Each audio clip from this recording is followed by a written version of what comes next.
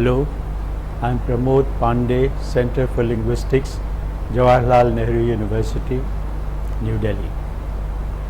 Today I am going to talk about metrical phonology, the syllable. This is a part of paper 5 entitled Advanced Phonology.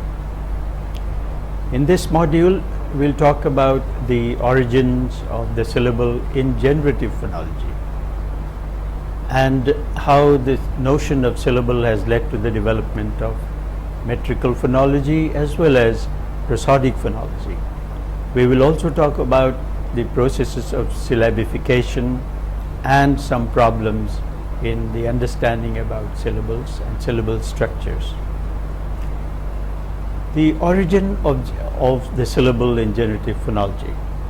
It should be noted that the notion syllable has actually been known for a long time. Structural phonologists used it, and even later, in later theories such as Eric Fudge's work in 1969 and in the work of Hooper and Veneman, we have had the discussion of the syllable and the importance of the syllable. However, the notion syllable was not incorporated into generative phonology, the classical generative phonology.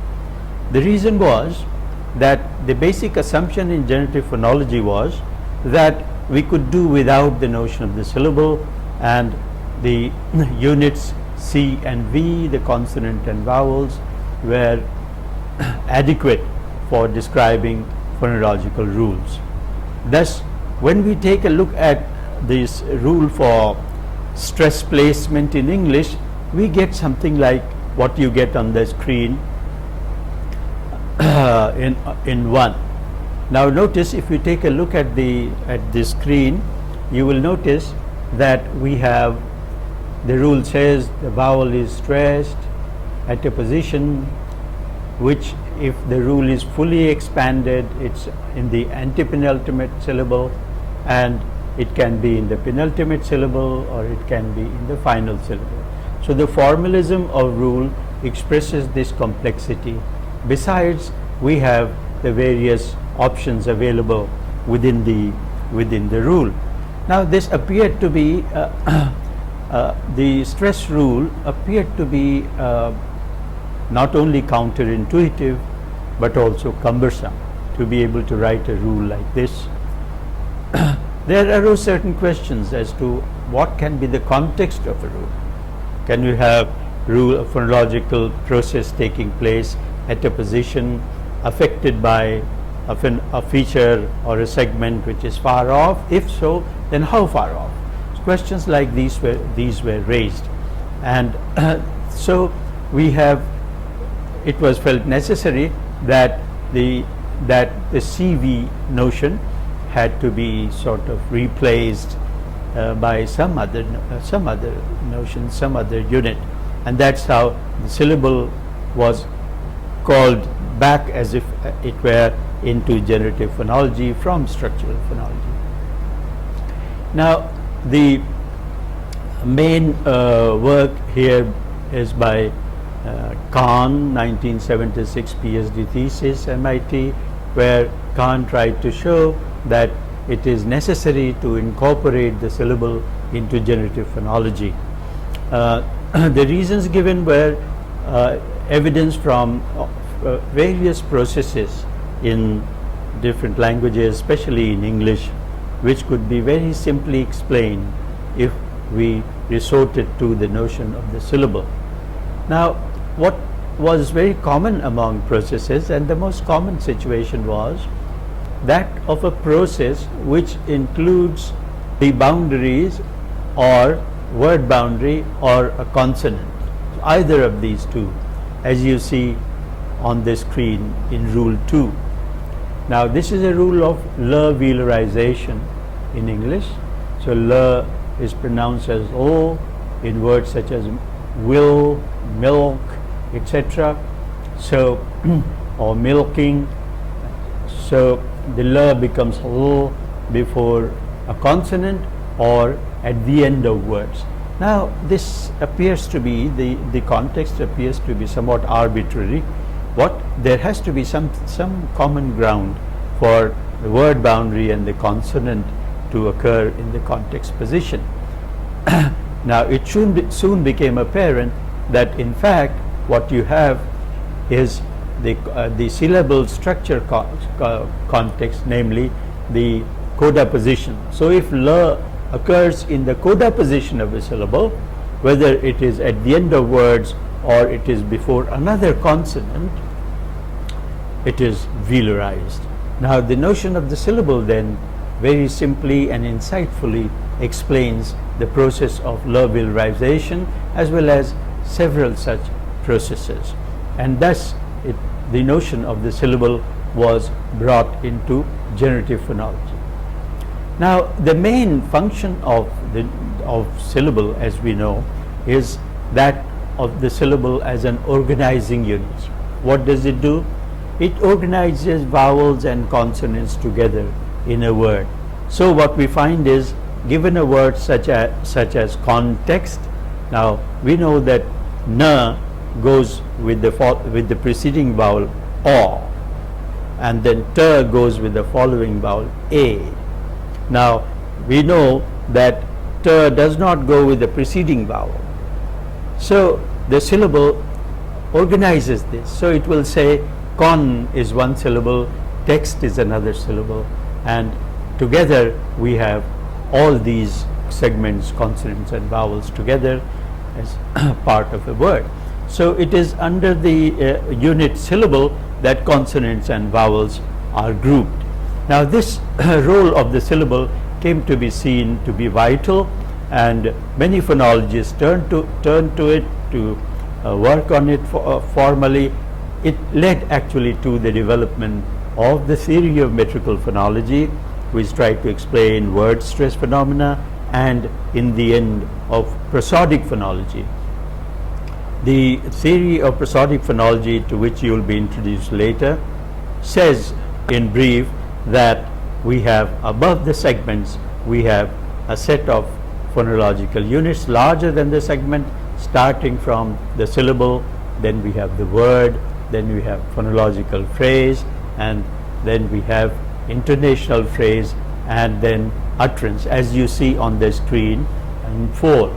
So what the figure says is that each of these units, like utterance, intonational phrase, phonological word, metrical foot, and the syllable, has in it certain properties.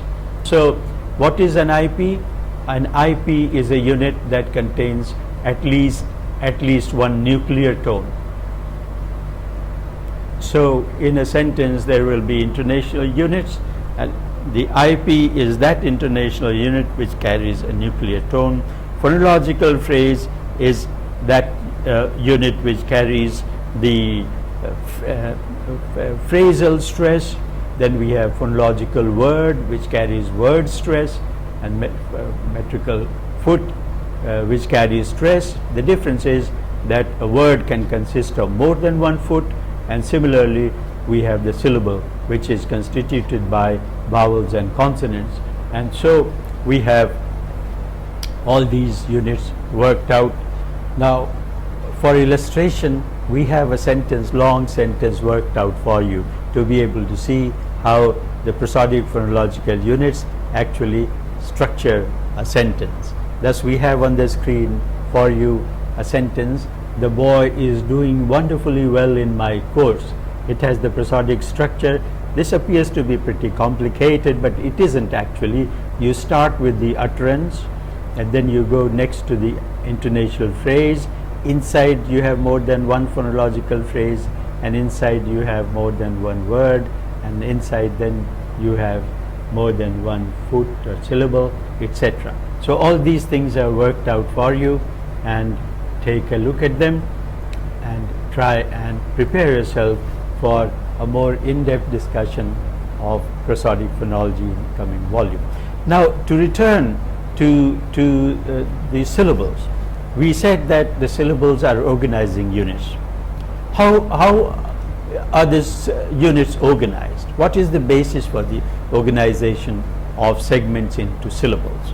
The crucial notion here is sonority. Sonority. It is generally accepted today that segments are categorized on a scale of sonority, and there is a hierarchy. The hierarchy of sonority determines what segments can hold together, what segments must be distant from them. The sonority principle has been defined by Blevins in a very well-known famous article. I will read it out for you. So on the diagram, the left branch is more sonorous than the right branch, and sonority relations for a given feature are only defined with respect to segments with the feature specification of the mother node. Now you have then on the screen the figure which gives you all these features which are graded according to sonority. To start with, on top we have segment. On the left side is minus consonant, and on the right side is plus consonant. Minus consonant will mean, of course, vowels and semi-vowels. So these are more sonorous than consonants. Among vowels, the low vowels are more sonorant than non-low vowels, and among non-low vowels, the non-high vowels are more sonorant than high vowels.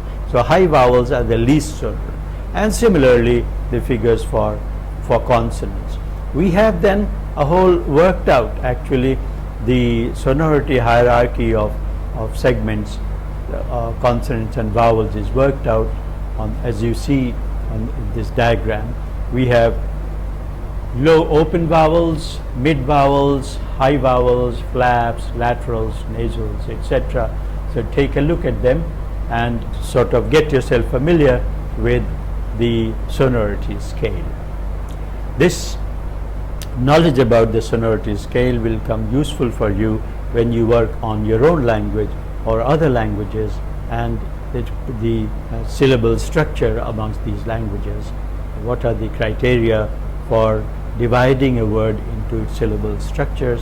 You will notice that the sonority hierarchy will come to be very crucially used in the discussion there.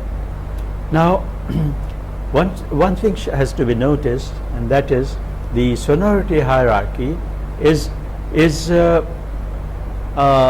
notion which has been called a markedness notion. It's a principle, a markedness principle. What do we mean by markedness principle? We distinguish between markedness principle and universal principles in the standard generative phonology, as this. Universal principles are supposed to be those which have very little exceptions. Markedness principles tend to have more exceptions.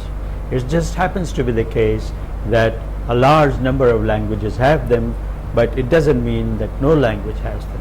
So these sonority sequencing may be violated sometimes, as it is in, for example, in some examples. Now, as we'll see on the scale, you have fricatives are more sonorous than plosives. So, but in English we have the fricatives actually going away from the edge. We will take a look at it more in what follows. Now, universal syllabification principles. So basically what we have are two types of principles which are used in deciding on the syllable structure and syllabification. One type is known as the universal syllabification principle, and the other is known as language-specific syllabification principle. Both have to be taken into account. The universal syllabification principles are two that have been proposed in the literature. One is known as the sonority sequencing principle. As you can see, it is crucially based on the notion of sonority. What sonority sequencing principle says is this, that the most sonorous element in a syllable is occupied by the nucleus, normally the vowel, And as you go from the vowel to the edge of a syllable, you have less and less sonorous segments. So the least sonorous segments of the segments within a syllable are those which come on the periphery, and the less sonorous segments come after that. The most sonorous segments occupy the central position. You can put it the other way, that is, as you proceed from the periphery to the core of the nucleus of the syllable, the sonority increases. Now this sequencing principle is the one which is found to be actually followed and playing a crucial role in most languages. For example, in English we get a word, let us say you get a word like B-E-N-D, bend. As you see, from the vowel A, the next segment is N, which is a nasal, and then you have a plosive. So B is the most sonorous, N is the next sonorous, and D is the next one in the hierarchy. And this is what the sonority sequencing principle says. Now, a good evidence for how the sonority sequencing principle works is the fact that we don't have words such as, let's say, bedn, B-E-D-N in English. Such words are just not present. Why? Because they violate sonority sequencing principle. Sometimes, however, the sonority sequencing is violated, as we said, because it's a markedness principle, especially with fricative sir and the plosive following. There could be some special reasons for this, but we do know that the sonority is violated, going by the sonority hierarchy. Now, the second universal principle is known as maximal onset principle, or MO. Now, what the maximal onset principle says is that given a sequence of consonants, they are more likely to go as onset rather than as codas. Now, this is easily exemplified when we look at a single consonant between two vowels. Right? Let us say if we have a word such as easy, E, Z, E. Now Z goes with the following vowel, following E, not with the preceding E. So we say E, Z. We don't say is, E. This follows the maximal onset principle, or MO. And similarly, what we have is, if we have a sequence of three consonants between two vowels, normally the division will be after the first consonant. The other two consonants will go with the following vowel. This, by and large, is followed in most languages. What optimality theory does, to which again you will be introduced later on, is to propose some more universal principles. For example, it proposes two principles known as onset. That means a syllable must have an onset. This can be violated. And no coda means a syllable should not have no coda. This can also be violated. But these are proposed as universal principles. Together, these are found actually to illustrate, to work out what is known as MO. Now we'll turn to look at syllable structure. How is a syllable to be structured? Within the theory, as the theory has grown, we have two different models of syllable structure. One is known as the binary branching structure, which says that the syllable is divided into onset and rhyme. The rhyme is divided into nucleus and coda, as you see on the screen. In this word product, for example, what we have is two syllables. So the first syllable has onset, rhyme. Onset is complex with two consonants, rhyme has one nucleus, and the second syllable is duct. So it has a single onset, then the nucleus and the coda is complex. So this structure is known as binary branching. tree structure.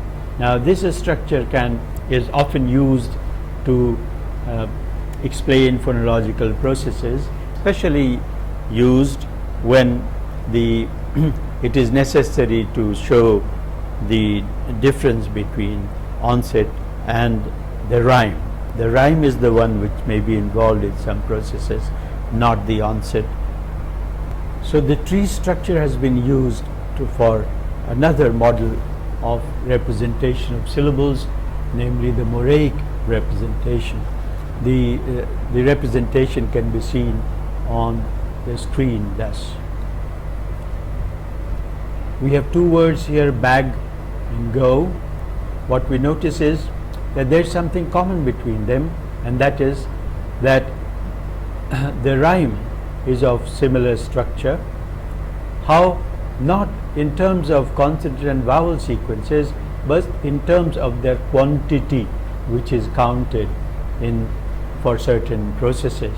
So in the rhyme we have the nucleus is one mora because the vowel is short, and then the coda also has a mora, moraic weight.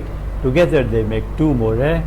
Similarly, O, which is a diphthong, again has two morae, and so we have these moraic representation. There is no need here for representing the internal syllable structure segments into them. The question arises, is there a choice? Can we have only one?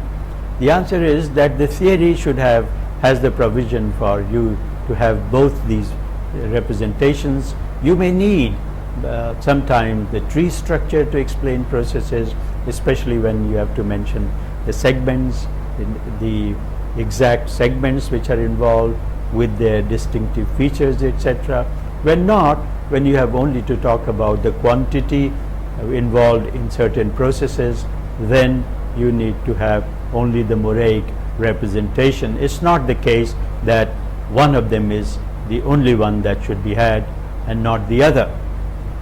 Now there are good reasons for us to separate the onset and the coda. You will notice it on in your e-text. For various reasons, the onset and coda are found to be very different from each other, and they have to be separated structurally. Thus onset is the one which functions for strengthening processes, coda is for weakening processes in general. You can have a large number of segments that occur in the onset position. In the coda position you have only small number, etc. Take a look at the various differences, distinctions between onset and coda for providing us a ground for separating the two.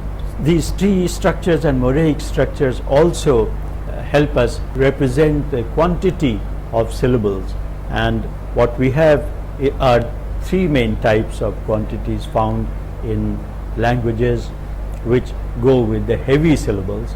So we have light syllables with one mora and heavy syllables with two mora. The heaviness is defined differently for different languages. Basically it is of three types, such as English and Hindi have either two vowels, diphthong, which are VV, or a V and a consonant. Both work as heavy syllables. In a language such as Malayalam, there is no coda at all. So if the onset alone has to function as heavy, then it can do so if the vowel is long. So only a long vowel qualifies for a heavy syllable.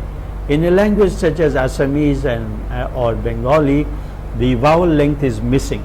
So if the vowel cannot represent the length heaviness, it's always the case that you have a vowel followed by a consonant, which alone is a heavy syllable. So language differ in defining what is heavy in them. This is something that you need to take into account. Now the syllable weight has to be very well justified in any phonological description. For example, in English, in Hindi, if you have two syllable degrees like short vowel and long vowel, How do you say that? How do you say that the syllable weight is important? Take a look at these examples on the screen. We have here two sets of these words: Mahila, which means lady; Mahina, which means month; then Bahudha, which means often; and Basundi, which is the name of a sweet dish. Now, the first line, Mahila and Mahina, you will notice that everything about these two words is the same, except that the middle vowel is long for month, Mahina, and short for Mahila. Now, that is what seems to be playing an important role in the difference in the stress patterns. So, the one with short vowel has stress on the first syllable, the one with the long vowel has stress on the middle syllable. So is the case with the following word. Now, so on the basis of examining processes and seeing the need for explaining these processes, we have different degrees of syllable structures proposed. Finally, the syllabification. How do we go about syllabifying segments into syllables? Essentially, there are two approaches. One is a rule-based approach and the other is a templatic approach. The difference between a rule-based approach is that it begins with assigning segments to different parts of a syllable. So what we have a set of rules. First of all, you have the first rule is that of vowel, which goes with the syllable, and if there's a single consonant, which will go as the onset and then as the coda. The next one is the coda. If you have complex onsets and complex codas, then there will be a later rule which will adjoin them to the syllable. That's how different syllable structures are created within a system. The templatic approach, on the other hand, simply proposes that every language has a set of templates, as you see on the screen in 10. So you have a light syllable, heavy syllable, and in a language such as Hindi or Punjabi, you can have a trimoraic syllable called supra-heavy syllable. These are the three types of syllables found in Hindi and Punjabi. So all we have are these templates. Whenever we find segments in a sequence, these templates are sort of imposed on them, and then finally the syllable structure is created. The final point is the difficulty that is sometimes created by a mismatch between syllable structure at the beginning of phonological derivation and a syllable structure at the end of a phonological derivation. See, the syllable structure rules, principles that we talked about are those which apply to segments in the early stage of derivation. So if you have a word such as potato, we will assume that the underlying representation is pa-te-to, and so the syllable structure division will be like that. This also always follows these universal and language specific principles. However, we notice that at the end of phonological derivations, after many detailed phonetic rules, the syllable structure that emerges in very fast speech does not really follow these universal principles. It is, for example, the word potato is sometimes heard in fast speech as something like tato, tato. There is no vowel between pa and ta. This goes against the universal principle of sonority sequencing, but in fast speech it seems that this violation of sonority sequencing is found to be a natural process. This has been very well explained in the theory of lexical phonology, to which you will be introduced. Modules, lexical phonology distinguishes between lexical module and post-lexical module. The rules of syllabification are also different in these two modules, and that explains why there is a mismatch between the phonological lexical modular syllable structure and post-lexical modular syllable structure. So there are good reasons that we have seen for us to study the other modules, which give us a justification for various aspects of the study of syllable structure. We looked at lexical phonology and also prosodic phonology. In the following modules, we will study them in greater detail. Thank you.